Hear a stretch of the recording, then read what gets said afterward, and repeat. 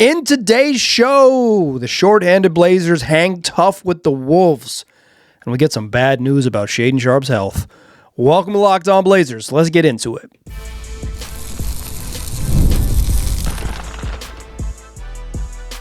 You are Locked On Trailblazers, your daily Portland Trailblazers podcast, part of the Locked On Podcast Network.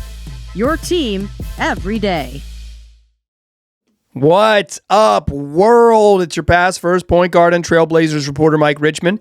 Listen to another episode of Locked On Blazers, part of the Locked On Podcast Network, available wherever you get podcasts and also on YouTube. Thanks for making this show your first listen, coming at you each and every weekday, Monday through Friday. So make it a part of your daily routine. Make it your first listen. Tell your friends to do the same.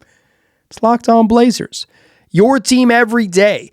In today's program, we're talking about a short-handed Blazers loss, and it could be short-handed for a while. This is maybe just what the handed Blazers look like. 124-121 to the Minnesota Timberwolves. We'll talk all about that game. Plus, some bummer news on Shaedon Sharpe, who is going to miss at least 4 to 6 weeks with a stress reaction in his left tibia. His left leg is just, it's not in a place where he can play basketball right now, and his season is likely in jeopardy. Plus, belated congrats to Sidy Cissoko. Some news that happened dang near a week ago and just slipped through the old Locked On Blazers cracks, but he deserves a little bit of shine. But let's get into this game first. We'll start here. Blazers lose to the Timberwolves 124-121. The T-Wolves specifically not shorthanded. A clean bill of health in late February. Look at these T-Wolves with their level of availability. But the Blazers are truly shorthanded because Shaedon Sharpe, who's missed missed 4.5 games before the All-Star break and is now out for 4 to 6 weeks, and Deni Avdija, who was ruled out for this game on Monday. You're listening to Wednesday, February 25th show, but he was ruled out, the day before heading into this game. I can't that. When you get ruled out a day before, it's not good news, and we'll see when Deni is able to return. We haven't got a real update, but I imagine they'll try to give him at least a week to try to get right, just because his back hasn't been there. But we don't have any official word on that. That's just an absolute guess. So the Blazers no Deni, no Shaedon Sharpe. That could be the way it is for a little while. But then Rob Williams pops up in the injury report with what the team called right foot soreness. A reminder that soreness is just a symptom. We don't really know what that is. We know that his foot is sore.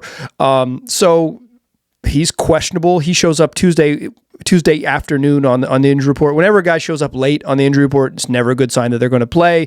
So Rob, questionable and eventually ruled out. And they've already assigned Young Hansen to the G League along with Caleb Love. Love is just kind of in, they're if they need him, they'll need him. But for now, he's just going to be, he's not going to be with the big club. They've just got other options. And so the Blazers are going to be light on centers. And then even if they wanted to, Hansen's not that far away. The University of Portland, where the remix play, it's probably like a 15-minute slow drive, 12-minute fast drive, maybe 17-minute slow drive, 12-minute fast drive from the Moda Center. Like if they really felt like they wanted him, but he eventually got ruled out and didn't even play for the remix as he was dealing with a back strain. So they wouldn't have even had him if he was available. So their Blazers are going to be small in this game. They have one center. They're going to play 9 guys. They're going to be small.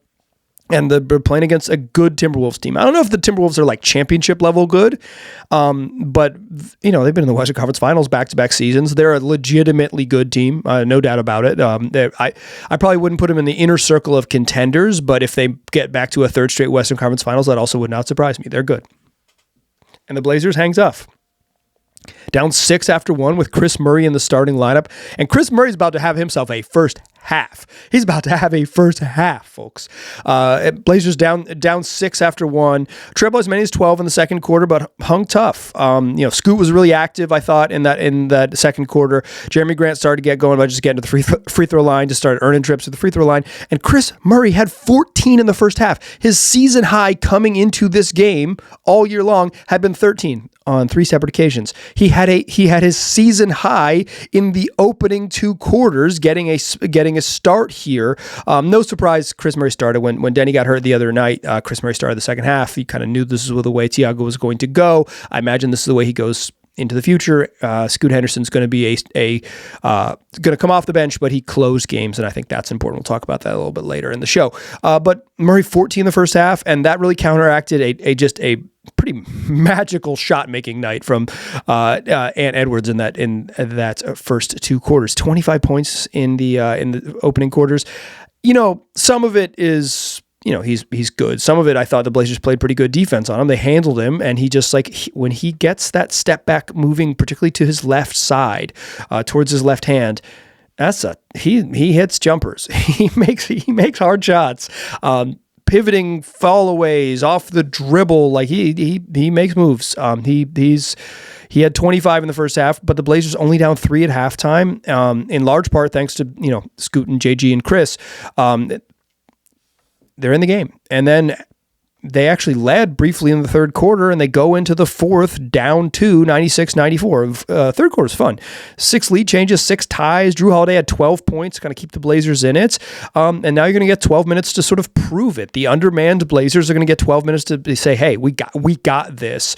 They actually took a lead with 9 minutes left. Chris Murray's final bucket of the game, he charges in from that left wing. Chris Murray was doing work in the right-hand corner in the first half, doing work in the baseline, driving middle off of that, got an and one bucket early, got a little cutting backdoor bucket, had a fast break where he kind of got it, gave it up, got it back, and hit a corner, like a movement 3, heading like backpedaling to get space in that right corner. He was working the right hand side in that first half. Chris was hooping, but he charged in from the left wing, gets an offensive rebound and a putback in traffic. A tough, good rebound from Chris. He's a good offensive rebounder.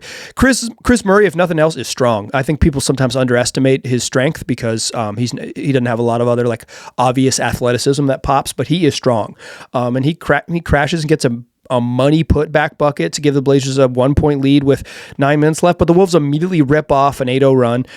They're up 7 with 6:45 left, and the Blazers are going to come back several times in this game and give themselves chances in the final 7 minutes. They cut it to 3 on a bucket inside from Toumani Camara. But I thought this was a big stretch. So there's 3:40 left. Toumani gets a bucket inside. And Blazers had a couple empty trips. And Rudy Gobert he made big plays on the offensive glass. He had an offensive rebound, got fouled fighting for an offensive board. And then he dunked back another putback on consecutive trips for the Wolves to put them back up, to put them up 6. Under 3 minutes, and now you have a 6-point lead because Rudy Gobert is Anthony Edwards is just missing shots. He was making everything in the first half. He's missing shots. They handled him well, but again, he's getting to that step back going left. He was taking contested comfort shots, but he's a tough shot maker. But he's settled into being someone who can really, really shoot it. Rudy Gobert makes 2 huge plays on the offensive glass.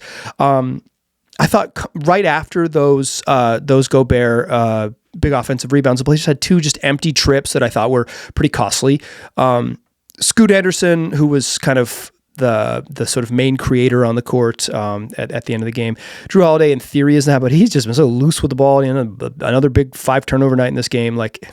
Drew's an off-ball guy. I think we have enough evidence that he should not be a primary on-the-ball guy this year. But Scoot gets him to the paint, but he's not all the way at the rim. He's kind of on the side of the paint. Tough in traffic layup, and he misses it. And then Toumani Camara just took a bad choice pull-up 3 from the left wing, just left at the top of the key. I did not like that shot at all from Toumani. It's kind of early in the shot clock. It's open. It's not a guarded shot, but he had not played particularly well on offense, and he missed a shot I didn't love. And yet the Blazers still in the game. Toumani gets a little bucket inside, like a pivot baseline, and flips it back in right under the rim after Drew Holiday had forced a backcourt violation on Anthony Edwards, pressure him right as soon as he came across half court and got a over and back call. They're right there down 4 with 90 seconds left. Seems like they've got a chance here. They need a stop and a score, and it's going to get tough. But Anthony Edwards, who had missed 9 consecutive shots at this point, steps into a 3-pointer, clangs high off the rim, pops up in the air, might have even kissed the glass on its way back down, and falls. Bummer. Shooter's roll. Bummer. But then the Blazers, Jeremy Grant tries to score inside, doesn't work. They kind of crash the glass, get caught in a crowd, and the ball gets tapped out, and Jaden McDaniels gets a run out and does a bounce to himself, self alley-oop dunk to put the Wolves up 9 with a minute left, a minute 9. That pushed the lead to 120-111. The Blazers scored just 17 points in the opening 11 minutes of the fourth quarter. The offense they just didn't have it in the fourth. Like they just, for the 8-minute stretch from when Chris Murray gave them the lead to when McDaniels threw down a self alley-oop dunk, that was about almost exactly 8 minutes, and they scored 9 points. That's kind of the game.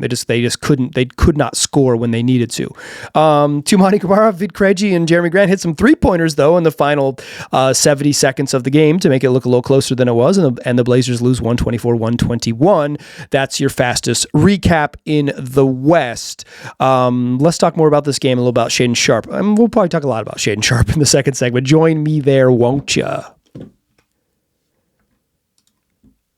First, though, I want to tell you that today's program is brought to you by FanDuel. That's right. You ever wanted to go to the NBA Finals live and in person? Well, FanDuel is giving you a chance to turn that dream into a reality with their NBA sweepstakes. Here's how it works. Use your profit boost on any NBA future, and you'll automatically be entered for a shot to win a trip to the NBA Finals for 2. That's right. Flights, tickets, the whole experience.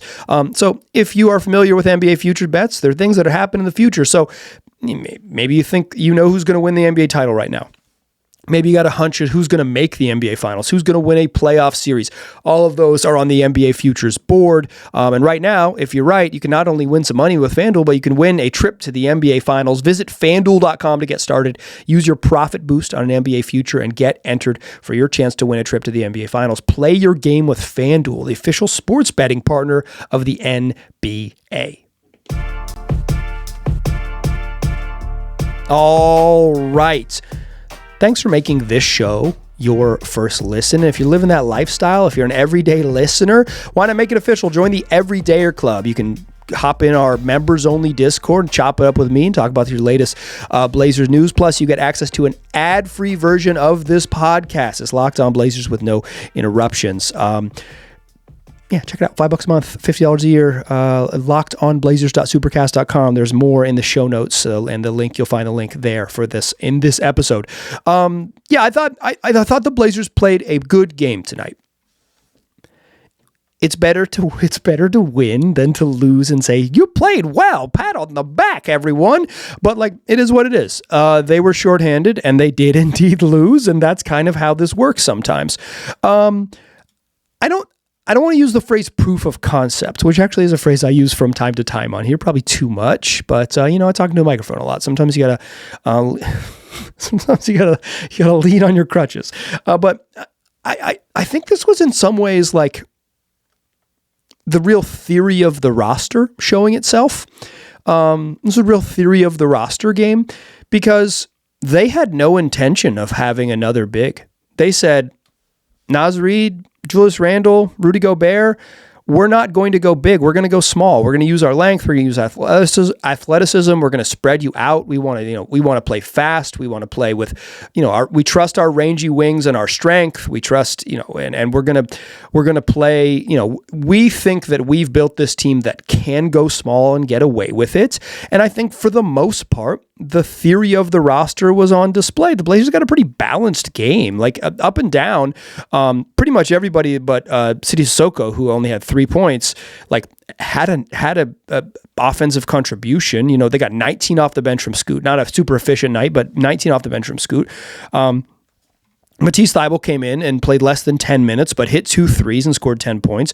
Vit Krejci didn't really do anything. He hit a 3 at the very end of the game to make it look like a kind of play better than he did, but he didn't. That still counts. But Drew has 22. Jeremy Grant had a very funny 21 where he was 3 of 11 from the floor and 1 of 6 on 2-pointers, but he got to the free throw line and made 13 of 15 threes, and he got rolling. He drove in, drew contact, fell down a lot. You've seen Jeremy Grant do this, but this time he got rewarded a bunch. 11 and 16 with 5 dimes from Donovan Clingan. Toumani Camara struggled. He did 5 of 14. That's 11 missed field goal attempts and 11 points.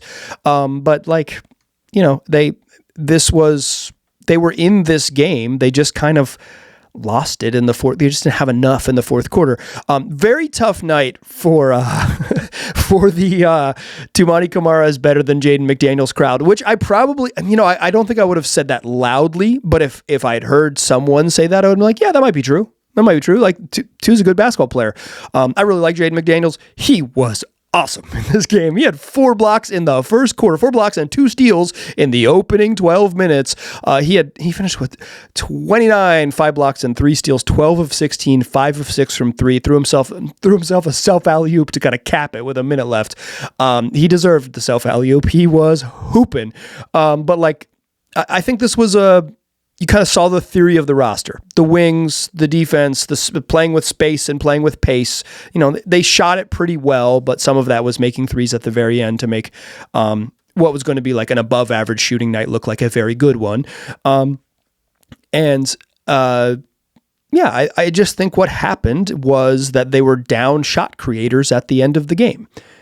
How do you get into easy offense? How do you create easy buckets?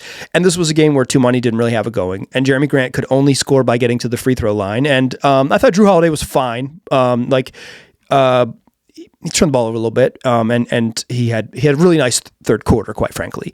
But like at the end of the game, for as long as Deni is out, this is going to be the truth, is that it's going to be, can Scoot get them into good offense? And he's going to have to score a little bit as well, because like he's probably their best like advantage creator off the dribble right now. Like Jeremy can do that a little bit, but he's not a playmaker. Like he's a play finisher. He's going to look to shoot it. He's going to look to fall down and get fouled. I don't think you want to run like a ton of offense like straight through Jeremy Grant just because you want to share the ball a little bit. Donovan Clingan is not a guy you can, who's good, not a self-creator. I think Toumani's pretty limited in that sense. And I like that they closed the game with Scoot Henderson. I said I was going to whine a little bit if they didn't start Scoot, but if he plays as much as he did, he played 29 minutes. If he's going to play 30 minutes a night and be on the floor at crunch time, cool. That's what matters. And I understand why they don't want to start him in theory, because they want to have ball handlers with both units, and they want Drew Holiday to play sort of his normal routine. One of the reasons this team doesn't have shot creators is because they're hurt, and notably, Shaedon Sharpe is like hurt. The Blazers announced on Tuesday that Shaedon Sharpe will be reevaluated in approximately 4 to 6 weeks. And I'll read the press release. It came in the form of a PDF. You never want to see these if you're a longtime listener. If a PDF shows up in my email from the Portland Trail Blazers media team, press, PR team, it's bad news. Reevaluate in approximately 4 to 6 weeks to allow for adequate healing before beginning a progressive return to basketball activity. Those words don't sound like someone who's going to play basketball again this season. The injury is a stress reaction to the left fibula. Basically, he's been dealing with his left calf strain. They were called it left calf soreness. He missed a bunch of time, so they eventually had to upgrade it from soreness to strain, because they had to give like even though strain is a bit amorphous, at least it's an injury as opposed to soreness, which is just like he has an owie in his leg, lower leg owie. But like, and while he's kind of dealing with that, he got an MRI because he's just not right. And the follow-up imaging revealed a stress reaction in his left fibula. I looked up stress reaction. It could be a couple things. It could be a small broken bone. It could just be swelling. Like it could be like just a severe swelling that is a problem. Like it is not necessarily a broken bone. It could be a variety of things. Could be a stress reaction. But let's just do the injury timeline thing real quick with Shaedon. 4 weeks. He's not going to come back in 4 weeks. 4 weeks would be March 10th. Or excuse me. Let me try that again. 4 weeks would be March 24th with 10 games left in the season. 6 weeks would be April 7th with 3 games left in the season. The play-in games are April 14th through 17th, which is 7 weeks from today.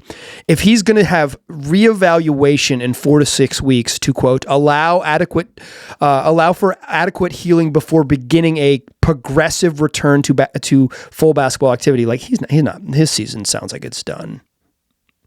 Stinks. It really does. Because One, Shaedon Sharpe's he's one of their better players. And when he's right, he can have some really special moments. And this season is just we just haven't seen. We are now 3 years into the Shaedon and Scoot era, and we just haven't seen them play very much together. We don't know what it looks like. And Damian Lillard's going to be back in the fall. There might not ever really be a Scoot and Shea duo era together, right? They might always be one starts, one comes off the bench, and sure, that's fine. If the Blues end up good, it doesn't matter if those guys are sort of a big part of the team. But when you draft guys in the lottery, as the front office did with their first 2 lottery picks, 7 for Scoot or 7 for Sharpe and then 3 for Scoot, it's that was supposedly the backcourt of the future, and it hasn't even really been the backcourt of the present during their time. Some of that is completely out of not completely, I don't know. The medical staff is involved, but a lot of it is out of the Blazers' hands, right?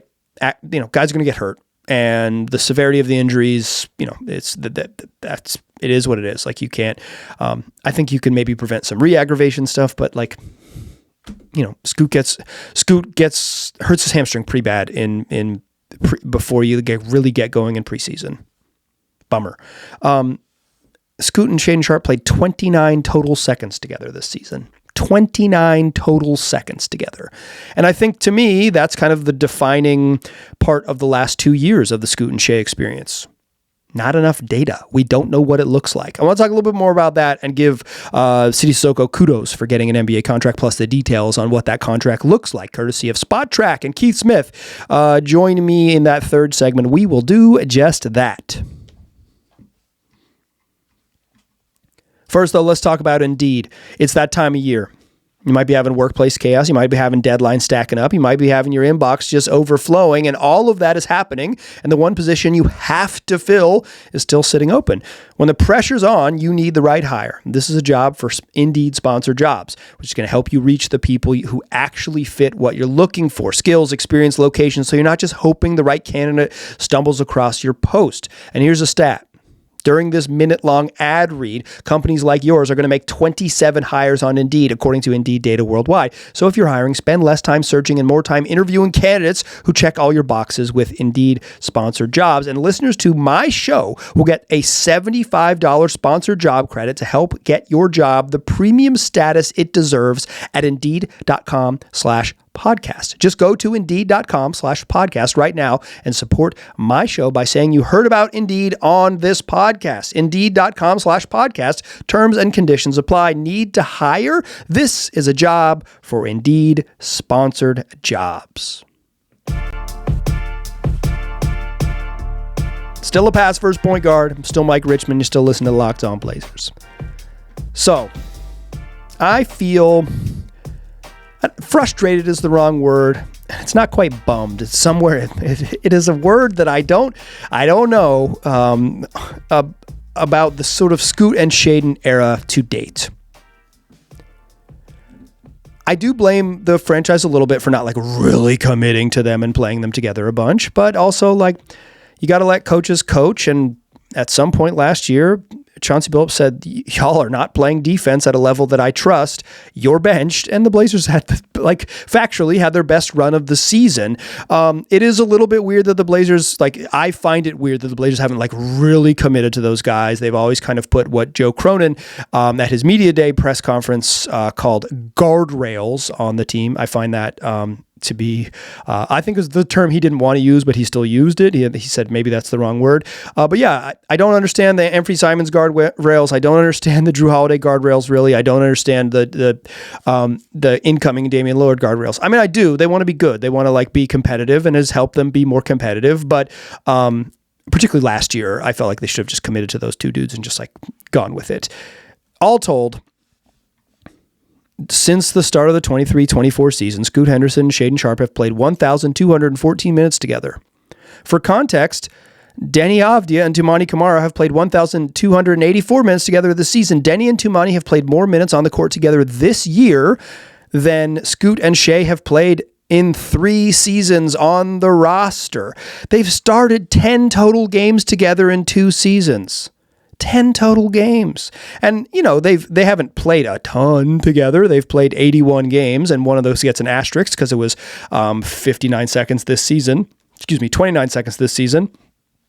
So let's call it 80 games together in 3 years. It's just, we haven't seen them. And it's a bummer. And Shaedon Sharpe got paid. He got his money, so this isn't going to mess up his future, right? Like he got the commitment, and he's on the team, right? But so much of the sort of hope of this team at one point was what that duo could grow into together. And here we are 3 years into the duo, and we don't really have much data of them growing together or what they look like together, or even if it's viable. I don't blame the franchise. Some of it's injury, bad injury luck, right? It is what it is. But I lamented the lack of sort of what they not learning enough last season, both some of it, bad luck, and some of it by design. But here we are again, bad luck and this wasn't by design. This was almost exclusively bad luck this season. What a real bummer. I will say this, just as a side note, Scoot Henderson, Shaedon Sharpe, Toumani Camara, Deni Avdija, and Donovan Clingan, who you would consider the Blazers young core. They're 5 young core players who are really intriguing young core, right? Those are good young players, none of which have turned 26, and 3 of which are under 23, right? A young group that you feel can grow into something. They've never started a game together. In 2 years. It's obviously this season there only would have been one very, very, very brief opportunity, but notable nonetheless. Okay, belated congratulations to Sidy Cissoko, who got his 2-way contract converted to an NBA deal on Friday. If you're an everyday listener to this program, you know that record a show Thursday night and saying since Matisse Thybulle and Chris Murray are back, maybe they'll just put Sidy on ice, right? And it would be eventually, maybe they'll just waive Ryan Rupert when they get to the playoffs or close to the playoffs, and they'll convert Sidy then. But they probably might just put him on ice and say that's that. He ran out of eligibility on the 2-way contract, and they're just not going to play him. And then the next morning they waived Ryan Rupert. That had I think the good thing about doing a daily podcast is usually I'm close to up to date, but that podcast died on the vine pretty early, just not relevant very quickly. And then because I just had honestly poor planning and I didn't read my notes very well, I didn't mention Sidy on the show on Monday's program that I recorded on Sunday after the Blazers lost to Denver and they lost to Phoenix and Deni got hurt. There was a lot of stuff to get into, but I didn't mention Sidy. So congrats to Sidy Cissoko. Congrats. And then they did waive Ryan Rupert. Connor Bergen of Blazers Edge wrote a great profile of Sidy Cissoko, in which he mentioned that Sidy and Ryan have been friends since they were teenagers, young, what would be effectively young high school age kids. Not exactly how it works in professional basketball in France, but they've known each other a long time. They were roommates together at youth basketball, sort of the youth basketball national team stuff way back when. Not that far long ago because Sidy's 21, but 4 or 5 years ago, and now you get to, your best friends. Your best friend is, or at least a close friend, is the guy who loses his job so you can get yours. Roops has since been picked up by the Memphis Grizzlies, and he played one game. He's on a 10-day contract, so not a real deal, but a 10-day deal with the Grizzlies. He played 26 minutes with the Grizzlies on Monday night and had 10 points and 9 boards to go with 3 steals. Didn't make his threes, but made his twos, and 10 and 9 with 3 steals. Hello, Ryan. I hope he gets to play a bunch. The Blazers never kind of carved out a bunch of time for Ryan to play, and he never played well enough to demand a 26-minute a night role, certainly in Portland. But I hope he catches on somewhere. He's got some stuff that makes you feel like that's the type of player that excels in the league. He just hasn't put it together for the Blazers, and Sidy's been a lot better than him. deserved contract for Cissoko. His contract runs through the, obviously it's guaranteed for the end of the year. You can't play on a non-guaranteed contract at this date in the season, and also that's his money. Like it's guaranteed because there's not that many games left in the season. But next year's contract, according to Keith Smith of Spot Track, and I emailed with Keith a little bit this morning to get some confirmation of stuff. Sidy's contract is fully non-guaranteed for next year with a middle of July guarantee date. According to Keith's numbers on Spot Track, it is a July 15th guarantee date. So in the middle of the summer, the Blazers will have to make a decision whether Sidy is going to be on next year's team. But July 15th is probably late enough that the team will be full, right? They can hold on to him non-guaranteed. He'll take up a roster spot, but it'll be non-guaranteed. And then if they need to make some other moves and Sidy gets sort of caught up in the churn, he does. But if not, he'll be on the team for a minimum deal, but he gets a little bit of money, about $700,000 this year and $2.5 million next year. Get your money. A guy who's a second round pick and gets traded and then eventually waived and now lands with the Blazers. And I think this year he proved that he was early in the season, I did in December and said Sidy Cissoko is a really good outcome for a two-way guy because he's an NBA player. It was clear to me then when the Blazers were really struggling and Sidy had kind of stepped into a regular role, like in the first week or two of December. I did a sort of Blazers optimism podcast with Travis Demers, and I said Sidy is this is a good outcome, and it's a good outcome for the franchise and a good outcome for Sidy because now he gets a little bit of commitment and a chance to be part of things in the future. It is just kind of the way with two-way guys. You're very rarely do you get big money and a bunch of firm commitment. It is what it is. Duop Reith got more commitment than this for sure at the time, but the Blazers were in a different place in terms of building. But I think Sidy is in line to probably make the team next year. Certainly has a path to it in the way that he would not have otherwise. So congrats. Well-deserved congrats. Sidy is, if nothing else, a dude who plays hard. And against the T-Wolves, his moment of the game in this one, he drives from the left baseline, gets fouled going up. It was a pretty normal foul, but Sidy did not like it. He fell hard, and then he stayed on the ground for a second, and then he hopped up and said, "I'm going to fight now." Jaden McDaniels, me and you are going to scrap. And obviously they didn't fight because actually there's been more fights in the league recently than in the past, certainly in the last half decade. But shout out to the Pistons and Beef Stew, keeping fights alive for those of you who miss